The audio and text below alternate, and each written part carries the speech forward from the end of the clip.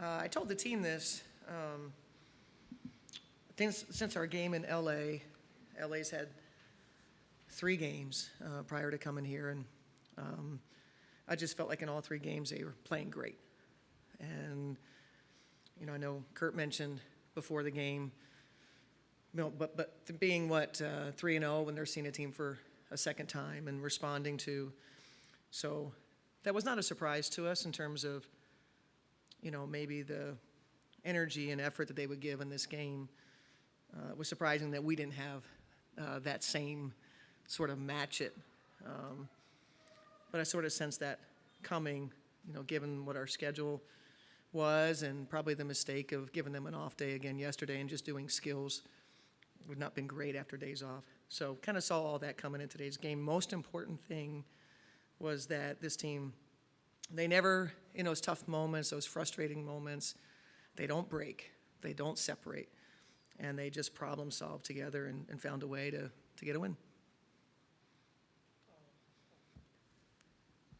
Fee said that they're late in the second, things were not going great, and she said that you basically said to her, you got to kind of take over here. And then she goes and scores 9 of the next 11 points for you guys, and then kind of carries that through the second half. Yeah, she was great. Franchise record in steals, 30 points. I mean, just 10 talk about deflections, about how she changed this game. Yeah, I mean, she decided, that's what she gets paid to do. Essentially, is be the one in games like this, to figure out. And so she had a moment where she sort of made that recognition and got very, very aggressive and was finding her way, to the paint, getting some good looks. And obviously, she didn't make a 3 today, but.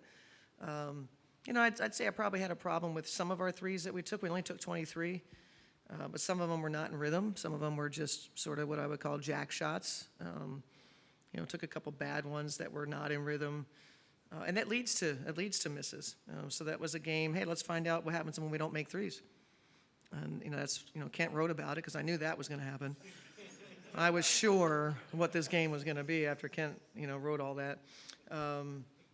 But yeah, Fee, to your point, Fee was terrific. Put the team on her back. Did everything. And first, I think you guys heard right. First player in league history to have her stat line, which it always amazes me because we've had so many great players in this league, so many great players in our own franchise, and so to be the first ever, that's something that should be celebrated. And Courtney Williams, the 4th player ever, with her stat line. Abby can, if you need more info, Abby can detail for you. Yeah, I wanted to ask about that in particular. You've been so successful from 3, and you're getting so many points there on a night when it just wasn't going. Mm-hmm. It's kind of, this good teams figure out ways to win maybe gritty games sometimes. Mm-hmm. It's just, the fact that you weren't on all cylinders and you still figured out a way to beat a team that's playing pretty well. Yeah. Does that say something about your squad? It does. Katie was good for me today because I was doing a lot of complaining and whining, about the things that weren't going our way, and she was just like, but look, we haven't, we didn't fold, or we didn't. This was at halftime, and they're sticking together, and so it does the stuff that you wrote about the team. That's where it comes in handy, and that's what you got to find out in games like this when it's not going your way. What is your chemistry like? What do you do when things don't go your way? That's the most telling time. Problem solved. I thought Lan, while it may not have been her overall best game, she was certainly solid. Just being in timeouts, talking through situations. Her line's really good, minus the turnovers. Her line's really good. Accepts a lot of physicality, both ends. But we just had, at the right moments, the working together, the paying attention, flushing, the minutes before that didn't go well. So yeah, I'm always really, really happy when that chemistry is real in times when you need it the most. Cheryl, it felt like the 50-50 ball pressure and work ethic was great. And defensively, so many of those steals felt like anticipation steals, anticipating the pass, seeing where it was going to go. How much of that is scouting? How much of that is just intuitive? And how much of that is just this team's ability to be smart and play well and get in transition and do the thing? Yeah, I think it's the the team concept of what we're trying to do and helping each other, help the helper, as you guys have heard, in rotations and scrambling.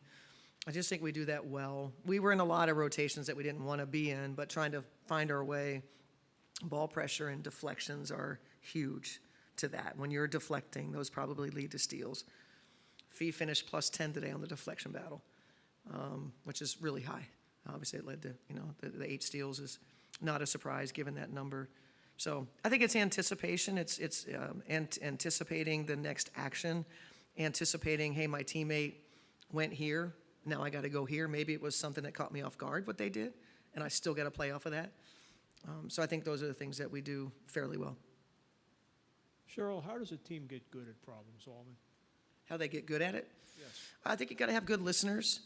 I think you got to have people that obviously know what they're talking about. I think that's important. We have people that will talk. Then you also have people that will listen. And there's no defensiveness if Courtney says, Fee, I need you to do this. And Fee will be like, cool. And, then I'll do this for you. So that's a problem solving. I love those moments. We had a team in 2011 when we had Taj, and I remember when we'd be in timeouts, by the time I got in there, everything that was needed to be said was said. And you can be so forward thinking when that happens. And so, this group is similar in that regard. Commissioner Cup finals coming up. Your thoughts on just being there? Well, it's exciting. It's the first time that we've had a chance to do it, since the inception of the Commissioner's Cup. Go on the road and play against a good team, to play for $500,000. We don't all get $500,000, but we'll all share it. When I say we, I mean the players. So I don't know if they'll give us what's the other thing, the Bitcoin or something? Is that the other thing? Maybe we'll get some of that or something. I don't know, but I think it's great. I think it's something that the players negotiated in the CBA, or however it got there. Maybe it wasn't negotiated, but however we got there, it's something that they were interested in. The league was interested in having a chance to try to create more opportunities for revenue for the league, and then therefore revenue for the players. And so this is that. And I think I love the format this year versus in years past where we played so many games. I kind of like the shortened nature of it. It worked well. I don't know if we'll keep that or not, but I think the players are excited about. I'm proud of them for winning the games that we won. If it wasn't Commissioner's Cup, hopefully we would still be of the mindset of wanting to win. But they really wanted it, and so I'm really happy for them.